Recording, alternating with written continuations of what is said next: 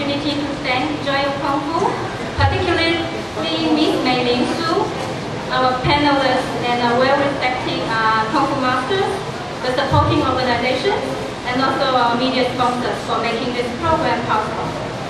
When I met some of the Kung Fu masters earlier this week, a few days ago, at the press event, I was actually very impressed to hear them talk about the philosophies behind the martial arts and also their everyday application, such as martial arts in doing business.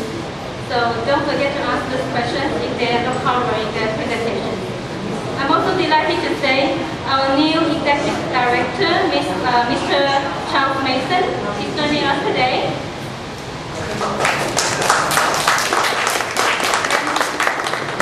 What's cool is Charles actually learned Yongchen Quan in Taiwan, and he's still practicing it and also Tai Chi at present. So before we start, I'd like to do a very brief introduction about our museum, as I believe some of you are the first-time visitors to the museum. May I know how many of you are first-time visitors? Yeah, okay. So our museum is one of only 4 institutions in the United States exclusively dedicated to arts and culture of Asia and the Pacific. And we are celebrating our 40th anniversary this year. We have 3 concurrent exhibitions currently on view, so don't forget to check them out if you have not seen them after the program, of course. And also, we'd like to invite you to our super popular summertime mix, our Fusion Friday, Smelled Art with Pop Cultures, featuring bar, gourmet food truck, DJ museum, and also entertainment and hands-on activities. So our upcoming event is June 17, celebrating Dragons and Drums Night. So to get more detail about museum events, simply sign up with the e-blast sign-up sheet at the outside information table on your way out, or you can sign up from the museum website. So also some quick housekeeping issues. Please be reminded to turn off or vibrate your cell phone, and be advised that the restrooms are located underneath the auditorium. So now I have the pleasure of introducing on stage our moderator of the program, Mr. Long Li Qing. Long Li's day job is the manager of the software development group in JPL, and he also taught computer science classes at Glendale Community College for over 15 years. What he does for fun is Tai Chi. Now let's welcome Long Li.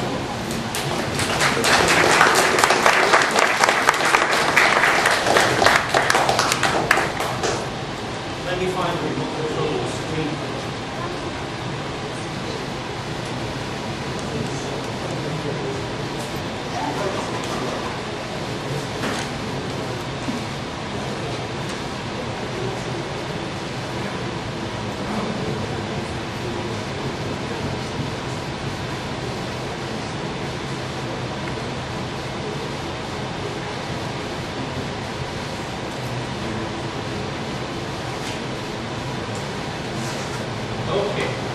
It is really an honor for me to be here this afternoon, especially in a museum setting.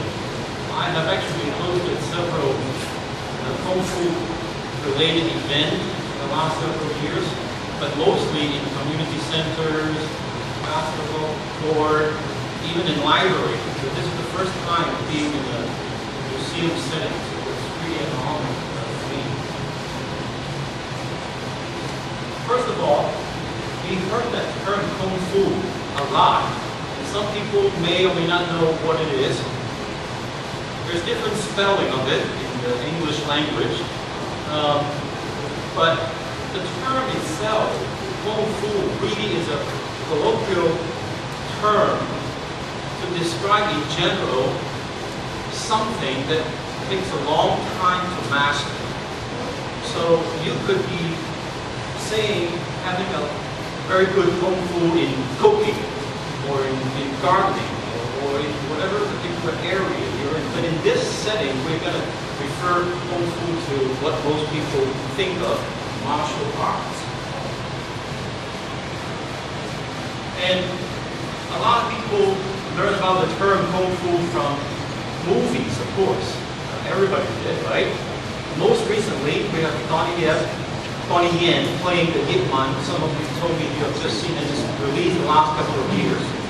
Of course, Jet Li from China, Sammo Hung from Hong Kong, and Jackie Chan, of course, who is famous for playing non-violent kung fu. He actually said that he doesn't want to portray any violence in his movie.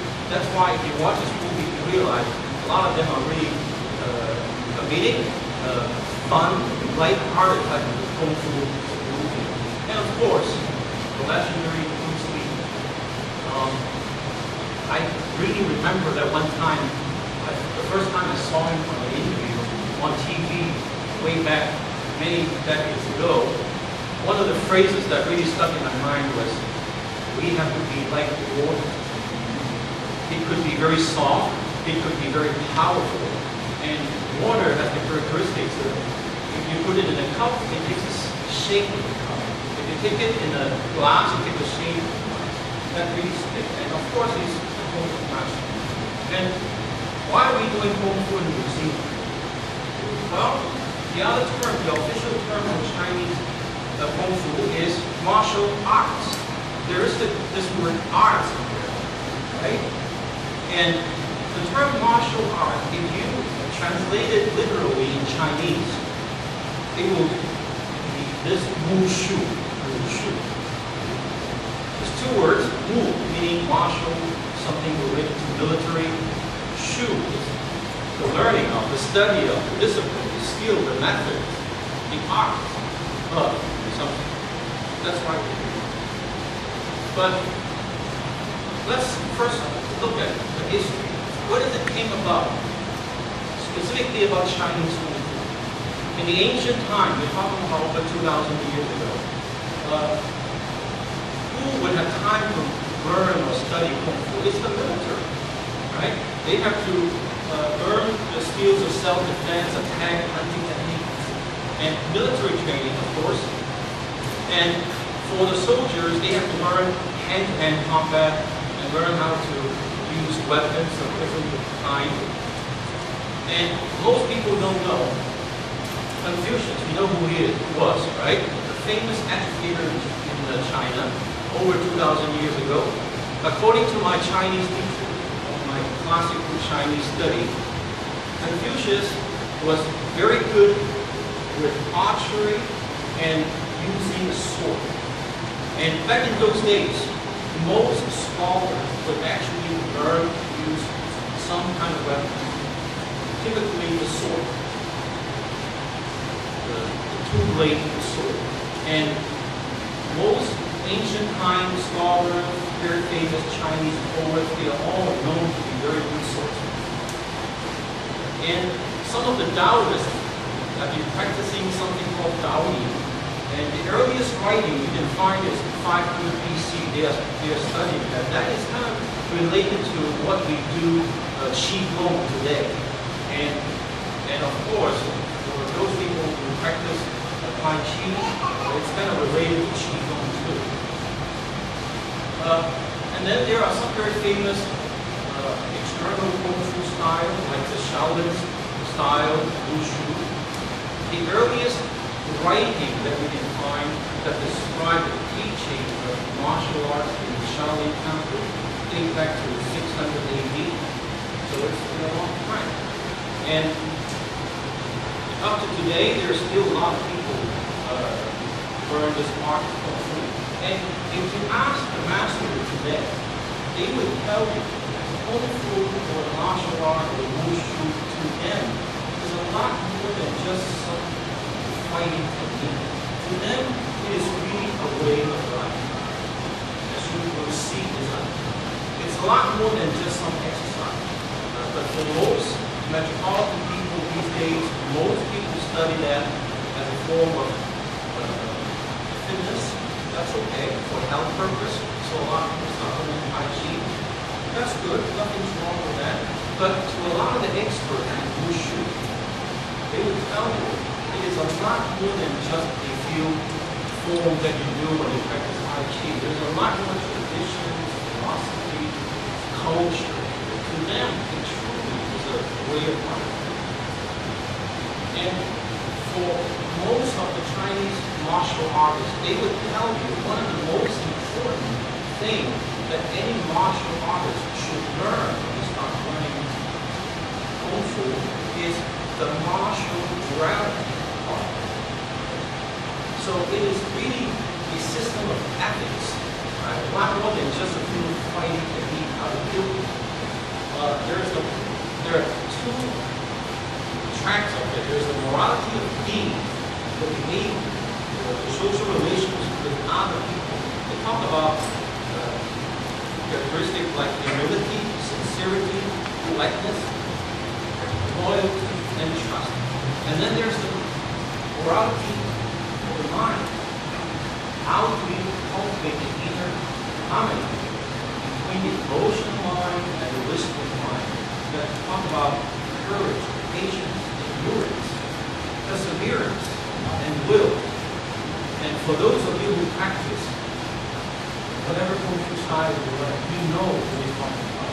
But it's not just a few techniques that you go take classes once a week. If you want to really master a certain technique, you really have to spend a long time mastering the art. That's why you want to do Kung Fu for good. It is not something that you can just go once a week and you become a Kung Fu master. Right? What they show you in movies, in like Karate Kid, you just do it in 2 months, you become an expert. They tell you right away it doesn't happen.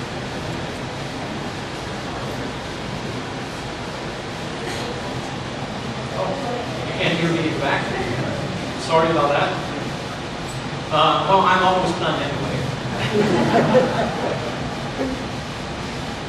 Now, when we talk about Kung Fu, there are many different styles of Kung Fu. There are hundreds, all right, in China.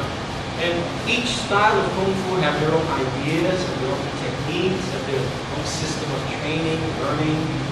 And some of the Kung Fu styles would mimic movements from animals. That's why you see the crane, the tiger, the dragon. Well, even though it's really hard to find an animal, dragon, but as you can see, some are inspirations from various Chinese philosophies, myths, and legends. Okay? And there are different ways to categorize martial arts. Some would categorize it as the northern style, the southern style. They would say the northern style, really experts in long-range hitting, kicking. The southern style, more quick, more agile, more hand movement. There are also a very generic way to categorize martial arts, being external martial art or internal martial art. Now, some would relate external martial arts to the very expressive, such as the Shaolin Kung Fu, a lot of jumping, a lot of really big movement, using external power. That would be classified as external martial art. The internal martial art would be the type such as Tai Chi, where they don't stress on using physical force at the beginning, but they train you to be very soft and flexible, so that if you really go on to learn Tai Chi as a martial art, then you need that basis of being soft in order to generate a tremendous power. I know one of the masters this afternoon will have a more detailed discussion about what external and internal martial art is. And of course, there are different types of styles that you have heard of, such as Wing Chun, Shaolin, Wudang, Tai Chi, Fa Hua, Xing Yi. These are all different styles of